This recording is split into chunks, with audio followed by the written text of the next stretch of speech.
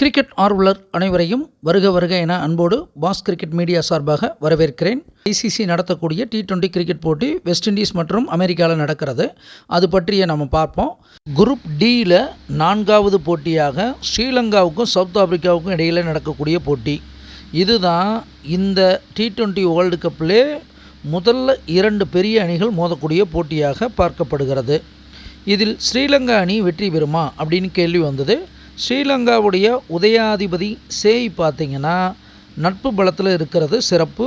அந்த சேய் 4ஆம் பார்வையாக ஸ்ரீலங்காவை பார்ப்பதும் சிறப்பு. பாம்பு உச்சமாக இருப்பதும் ஸ்ரீலங்காவுக்கு சிறப்பு.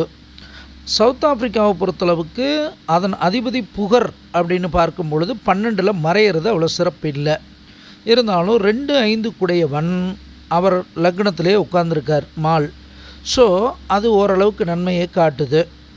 ஆனால் ஸ்ரீலங்காவை பொறுத்தளவுக்கு லாபஸ்தானாதிபதி மால் அப்படின்னு பார்க்கும் பொழுது அது சவுத் ஆப்பிரிக்கா தலைமையில் உட்கார்ந்துருக்கிறது ஸ்ரீலங்காவை பார்க்குது. ஆனால் இவங்களுடைய லாபாதிபதி பொன் உச்சமாக இருக்கிறது. அந்த லாபாதிபதி சவுத் ஆப்பிரிக்காவை நோக்கி வருவதும் அந்த அணிக்கு கூடுதல் சிறப்பாக இருக்குது. அப்போ இதிலிருந்து என்ன புரிஞ்சுக்க முடியுதுன்னா, ஸ்ரீலங்கா வீறு கொண்டு விளையாடுவாங்க. ராகு உச்சராகு பிரம்மாண்டமாக கொடுத்து கெடுக்கும். ஸ்ரீலங்காவை நோக்கி பாதகாதிபதி மதி வருவதும் சவுத் ஆப்பிரிக்காவை நோக்கி உச்ச பொன் வருவதும் இதுதான் டிஃப்ரென்ஸாக இருக்க போகுது இந்த போட்டியை பொறுத்தளவுக்கு. அப்போ இந்த போட்டி முடிவில் பார்த்திங்கன்னா சவுத் ஆப்பிரிக்கா அணி வெற்றி பெற்று அடுத்து புள்ளிப்பட்டியலில் இடம்பெறுவாங்க. அனுமானிப்பது நாம், தீர்மானிப்போன் இறைவன். நன்றி, வணக்கம்.